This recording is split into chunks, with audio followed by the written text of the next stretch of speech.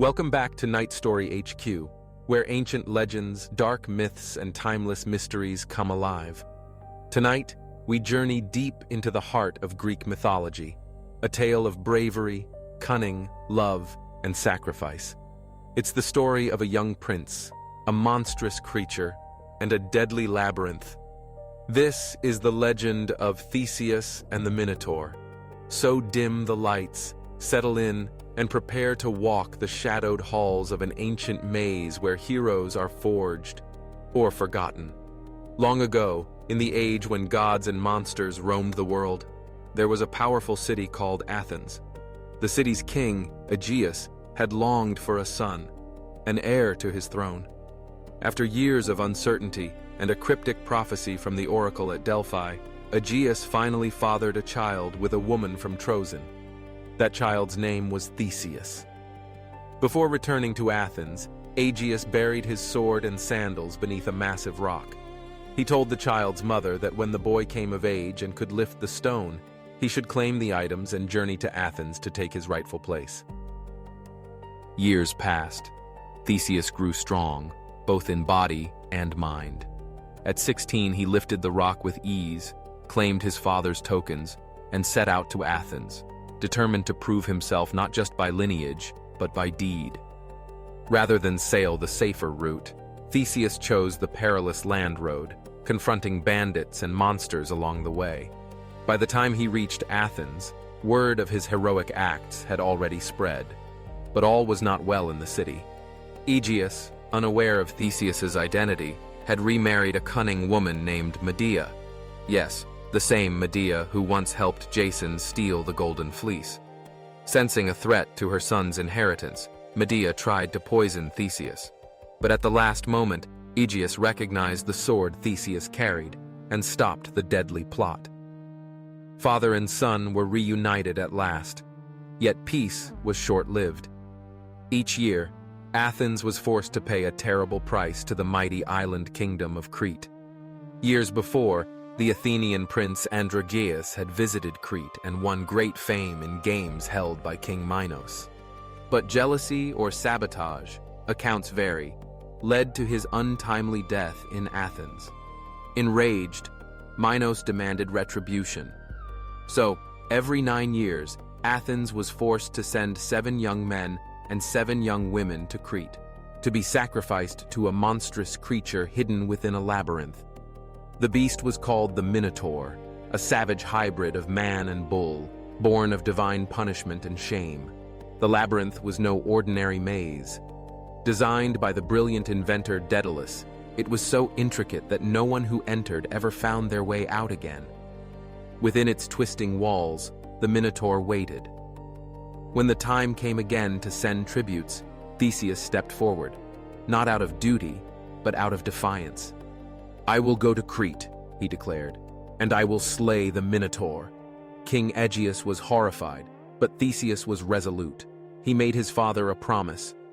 "If I return alive, I will raise white sails on the ship, but if I fall, the sails will remain black." And so, Theseus joined the other tributes and sailed toward fate. Upon arriving in Crete, they were paraded before King Minos and his court. Among them was Minos' daughter, the princess Ariadne. She was young, clever, and kind-hearted, and the moment she laid eyes on Theseus, something stirred within her. That night, as Theseus sat alone in his prison cell, Ariadne approached. She knew of the labyrinth. She had heard the screams echo through the stone corridors at night, and she had seen the bones of those who never came back. "I will help you," she whispered, "but you must promise to take me with you when you escape." Theseus agreed. Ariadne gave him 2 gifts. One was a ball of enchanted thread, woven with the wisdom of Daedalus himself. The other was a sword sharp enough to pierce the hide of the Minotaur.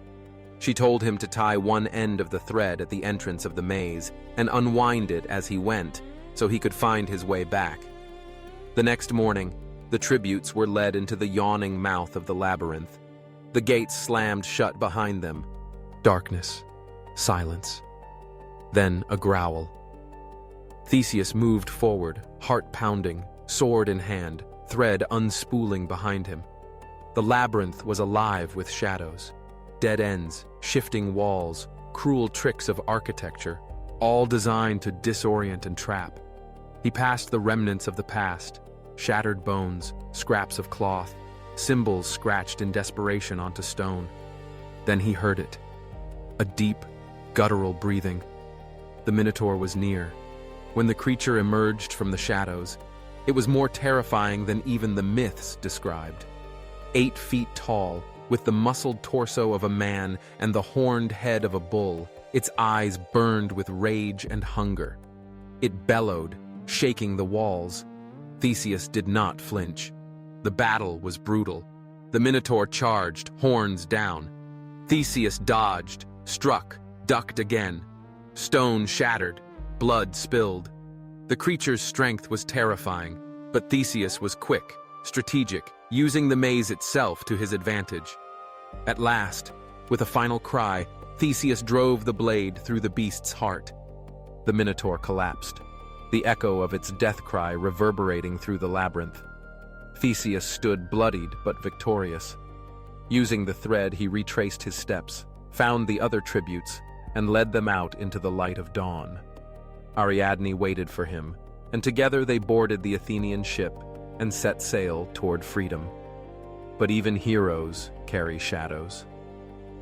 As the ship approached the shores of Athens, Theseus, overcome with exhaustion or perhaps grief, forgot to change the sails from black to white. From his cliffside vantage point, King Aegeus saw the black sails in the distance. Believing his son dead, the king's heart broke. He threw himself from the cliffs into the sea, which to this day bears his name, the Aegean Sea. Theseus returned to a city in mourning, only to be crowned king upon his arrival. As for Ariadne, the stories diverge. Some say Theseus abandoned her on the island of Naxos, either by accident or divine command. Others say the god Dionysus claimed her for his own. Her fate, like so many women in myth, remains clouded. Theseus ruled Athens wisely for many years, instituting democracy and justice. But his life was not free from tragedy.